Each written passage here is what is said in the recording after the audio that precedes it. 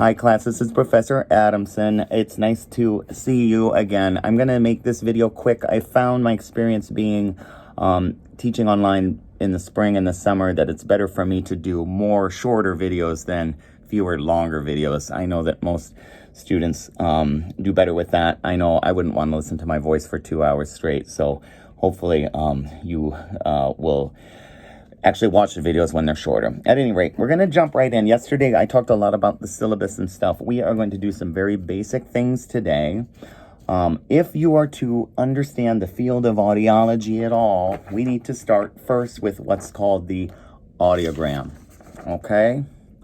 On my left and right here are two examples of audiograms. This is one that's not filled out. This is what we use at Montefiore Medical Center, where I work. You'll notice that on this audiogram, they have right ear on one graph here on the left-hand side of the page, go figure, and then left ear here on the right-hand side of the page. It actually sort of makes sense as I'm writing and looking at the patient. The patient's left ear is on my right side, so I think that's kind of the reason why we have them right on the left and left on the right. But no matter what I need you to understand is that this is the graph where I plot a person's hearing. I plot the person's hearing for the right ear on this side and for the left ear on that side. More on that in a second, okay? Another example of an audiogram here. This is one that's just one graph, and this is what's called a functional audiogram. If you get onto your Blackboard, you can see, I think I have this listed as under functional audiogram under Unit 1.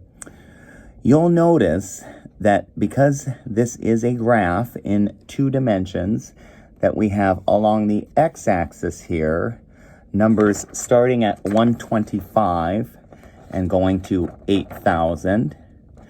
On the y-axis here, we have numbers starting with -10, going all the way to 120, okay? Now, what do those numbers mean? Along the x-axis, we have what's called pitch, frequency. We're going to get more into what frequency is in the next lecture. But frequency corresponds to sort of what you might think of as a musical note. Each of these numbers, 125, 250, 500, 1,000, 2,000, 4,000, and 8,000, corresponds with a perception of a musical pitch. And each of these in relation to each other is exactly 1 octave apart. Now, what is an octave? Those of you that are musicians or learn to play piano know very well that an octave is going from do on the piano, do, do, do, do, to do, re, mi, fa, sol, la, ti, do, do, do. Once you go 8 notes up on the piano, that gives you the psychological perception that an octave has occurred. In other words, doubling the frequency, doubling the number of cycles per second, and we'll get into that later, what that means, but doubling the number here gives us the perception of going from do, re, mi, fa, sol, la, ti, do, re, mi, fa, sol, la, ti, do, re, mi, fa, sol, and going on and so forth. I can't go that high, but you get the idea. Low pitch to high pitch. 125 cycles per second. What we measure in cycles per second is a unit called Hertz, H-E-R-T-Z, that we abbreviate H-Z, capital H, small z. On the y-axis here, we have going from the top of the graph to the bottom, soft sounds to loud sounds.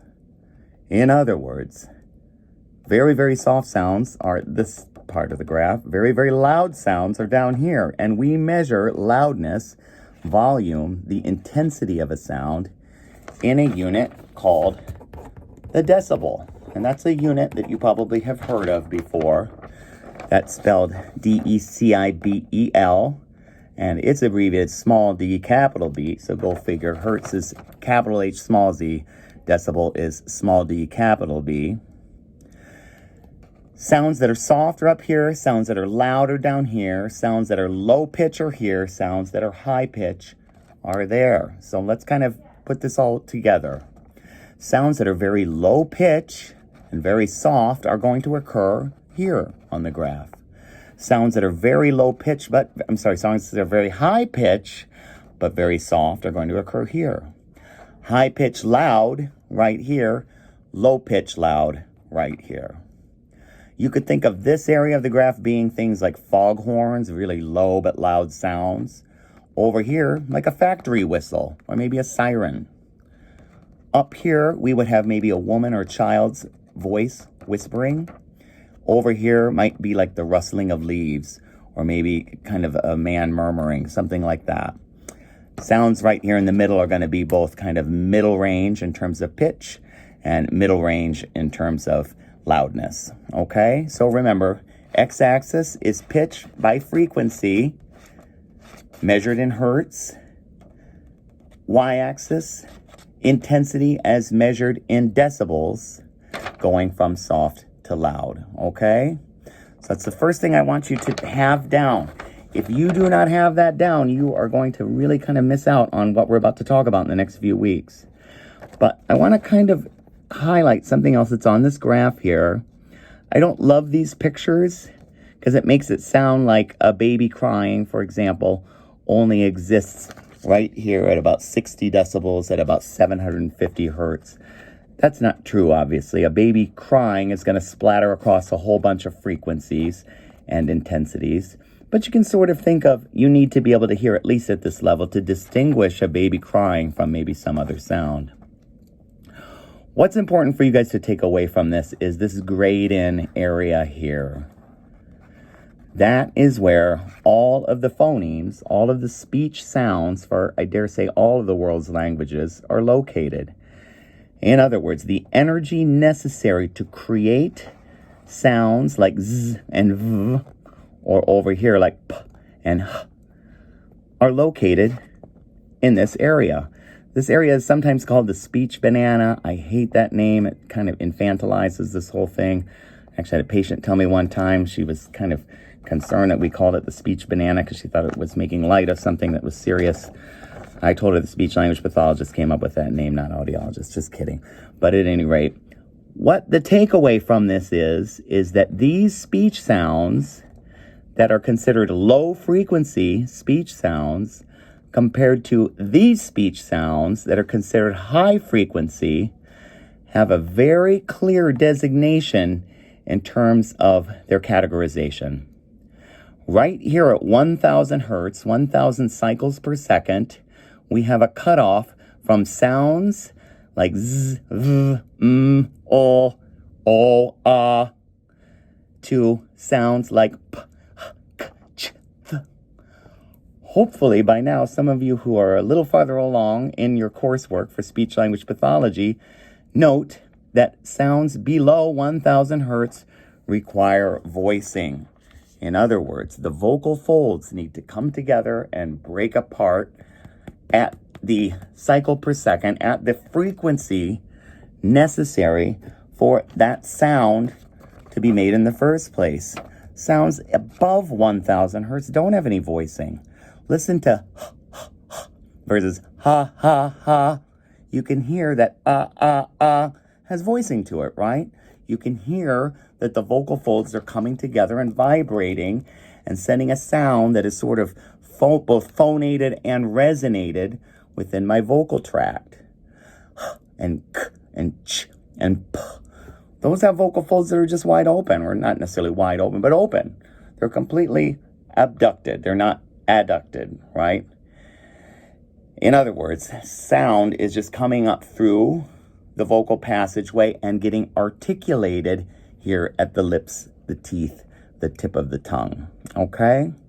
So a key point of this entire graph is the understanding that voiced sounds are low-pitch sounds, unvoiced sounds are high pitch. Very, very generally, you could also sort of say that vowel sounds, semi-vowels, the glides and the nasals, those are going to be low-pitch sounds. And you can sort of hear it, right? Ah, E, O. If you were to find the corresponding note on a piano for those sounds that I just made, bong, bong, bong, bong, bong, that's going to be sort of on the left hand of the piano, right? Think of a piano having 88 keys, low pitch being here, high pitch being up here. Sounds like t, t, t, t, t, t, if we were to find where they kind of sort of sound like they're out of the piano, it'd be like tick, tick, tick, tick, tick, tick, tick, tick, right up here, high-pitched sounds. Now, the takeaway from all of that is that most people with hearing loss, most people, not all people, but most people with hearing loss hear low-pitched sounds pretty well, but do not hear high-pitched sounds. In other words, we've got somebody who is going along here just fine. Oh, that's, hi, Sherry. Say hi, everyone. Sherry's one of our students. In other words, this is a hearing configuration where somebody is able to hear low-pitched sounds, but they cannot hear high-pitched sounds, okay? Now, what does that leave us with? That leaves us with speech that is audible, but speech that is not clear, okay? Think about if you just have the vowel sounds of speech and none of the consonants. Right? It sounds like nothing. It sounds like gibberish. I tell a lot of my patients that it's the Charlie Brown's teacher phenomenon. Some of you are too young to remember this, but back in the day, Charlie Brown, like Peanuts and Snoopy, they would have a teacher, Miss Othmar, and she'd go, wah, wah, wah, wah, wah, wah, wah, wah. That's a little bit what having a high-frequency hearing loss is like. You can hear the voice sounds, o, e, a, u, v, o, but you can't hear the high-pitched sounds, the t, and the ch, and the k, and the p. Not only are high-pitched sounds softer, but they're in a range of frequencies that we lose as we get older. The cochlea, the organ of hearing, the snail-shaped organ that has 2.5 turns of flesh and blood and bone in it, goes from high to low pitch as it goes up. The hair cells necessary for coding high-pitched sounds are at the very opening of the cochlea, and they just tend to die off more quickly. And age-related hearing loss, what's called presbycusis, leaves us robbed of our ability to hear high-frequency sounds. It's not that you aren't hearing them necessarily, but you're not hearing them clear enough to really have them make sense from one another. In other words, pin and bin may sound completely the same. In fact, the patient, if you remove visual cues, kind of just hears like in and bin. They're just sort of hearing that you're saying and but they're not really getting the onset, the B versus the P versus the coda, the sound. Okay, it just all sort of sounds the same to them. It is the reason why some of you probably have elderly, maybe relatives, maybe a grandparent that you know and love, that can be a challenge to communicate with, right? You're trying to get their attention, and he or she just is ignoring you or doesn't seem to hear, and then you finally say, like, Grandma, and she's like, what? And then you start talking quite loudly, and Grandma gets a little bit upset. She's like, why are you yelling at me? Remember, Grandma hears sounds loud enough. Low-frequency sounds give speech its audibility. Grandma has good hearing in the low frequencies. Grandma does not have good hearing in the high frequencies. High frequencies give speech its clarity. So let's go through that again. Low frequencies give speech its audibility, its volume, its intensity, its loudness. High frequencies give speech its clarity, its understanding, its intelligibility, its crispness. You can also sort of think this designation as being a little bit like treble versus bass, okay? People tend to have good bass hearing throughout their lifespan, but tend to lose their treble hearing. Now, some of you are once again too young to remember this, but old school speakers had treble and bass sorts of designations on them where you could turn it a little bit this way and bring up the bass, turn a little bit this way and bring up the treble. With a bass, you heard the thump, a thump, a thump, but with high treble, you were hearing the crispness of the lyrics, the crispness. You were maybe hearing the cymbal a little bit more on the hi-hat, on a trap set, on a drum, on a percussion. Excuse me. But with the bass, you were hearing more the you were hearing the thump, a thump, a thump. The bass drum, the bass guitar, that's what you're hearing more. With hearing loss that is age-related, it's taking the treble out, and you're hearing more the but you're not hearing that if that makes sense. Okay, I'm sorry for my musical impressions. All right, so that's the basis of the audiogram. I want to hit one more thing quickly in this second video before I stop. The next thing I want to talk about is what's called the communication chain, okay? This is under this slideshow. I'm sorry, I'm not technologically savvy enough to pull this up and do it at the same time. But this is from the slideshow that's under Unit 1. This is from a really good book that I have. In fact, I have it here. It's called The Speech Chain. Oh God, I don't know where it is. It's up here somewhere. But at any rate, it's a really good book. I recommend it. This picture gives us the communication chain in terms of both speaker and listener, okay? Now, what do you notice from this graph? You will notice that there are brains on both sides of the communication chain, and there are ears on both sides of the communication chain, but there's a mouth and a tongue and a speaker only on one side, okay? I'm sort of saying this in jest, but, you know, we in speech language hearing science tend to think of the ability to produce speech as being kind of where it's at in terms of somebody's speech ability. But if you think about it, your ability to hear is more important for what's called the communication chain than your ability to speak. And what I mean by that is you need good hearing both for encoding language, putting language out there, but also for decoding language, understanding language that's coming at you. Let's think about the process of language acquisition for a second, right? What do we as children do? When we are first born, we don't really have any language yet, right? The only sounds that we're making really are cries. But as we get to about 6 months, 7 months, the child starts to make sounds that sort of sound phonemic. Ah, ba, ba, ba, ma, ma, ba, ba, da. They're starting to make sounds. They're messing around. They're experimenting. Children are hearing sounds in the environment and taking it in, and subtly kind of noticing patterns and starting to maybe mimic those speech sounds that they're hearing. That's why a child's first word is almost always something that is a little bit repetitive, and it's a word that they hear, pretty much on a daily basis. Mama, papa, right? Those are definitely repetitive in terms of a pattern, and those are easy words to say. Cookie, that's another word that is very popular. That was my first word. Uh-oh, right? Or oopsie, things like that. Things that kids are hearing a lot. But in order for kids to figure out that that's the right thing to say, they have to be able to hear not just the sound as it came in from over here. Do you want a cookie? Do you want a cookie? And then the child hears cookie and says cookie, right? What the child is doing is using his or her ability to monitor the sound of his or her own voice to make sure that they're making those sounds adequately.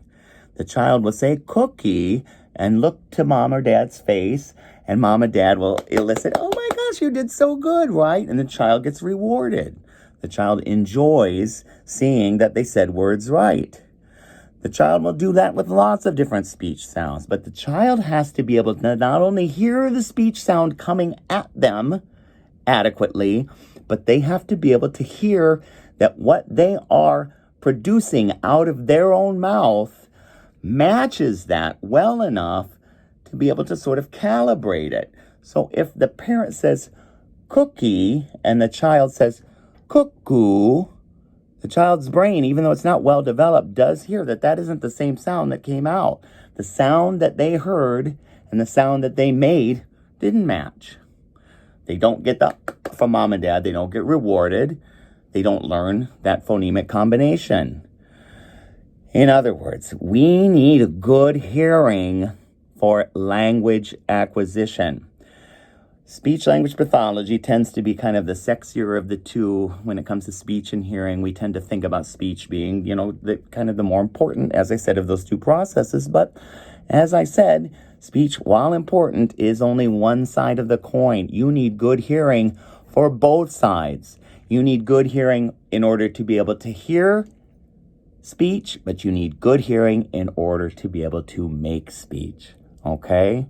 So even though audiology, sometimes we get a little bit short shrift in this field, it's important to know that and understand that without good hearing, a child will not learn how to speak. It is the reason why so many children, especially here in the Bronx, that have middle ear infections, that have asthma, that have sinus issues, that have breathing and snoring issues, anything that's impacting the tubes within the head to kind of get filled up with gunk and fluid and sound can't get through it. It's the reason why they're not speaking well. Many of my patients are 2-year-olds, 3-year-olds that come in and mom and dad say, like, they're just not speaking. They're saying some things, but it's not really very clear. And you'll listen to the child talking and be like, yeah, this is a conductive hearing loss. Meaning not only is the child not hearing sounds coming in, they can't adequately make the sound to match what they're hearing, because not only did they not hear it right, they cannot produce it adequately to match what they heard. And what happens when a child makes a mistake? Older brother, older sister, maybe even parents like giggle or laugh or maybe make fun or even like, no, that's not how you say it. And what does a child do? Children very, very early, even as early as even before 1 year old, can be very self-conscious, and they can be aware that they're not making the right sounds. And what do? They get shy. They shut down. And sometimes you'll have parents say, like, she's just not talking at all. And I'll kind of wonder if maybe the child got enough negative reinforcement to the sounds that he or she did try to make and just kind of shut down. Now, the good news is we get rid of all the gunk and the fluid, and the child is now hearing adequately again. The child should be able to not only hear phonemes adequately, but should be able to then produce them as well. Okay? So that's it for this short lecture. Tomorrow I'm going to do some more another video about some basic acoustics. Okay, thank you very much. I only had to do this one in 2 takes, so I appreciate it. Thank you, class. And as always, email me at pcadamson@yahoo.com.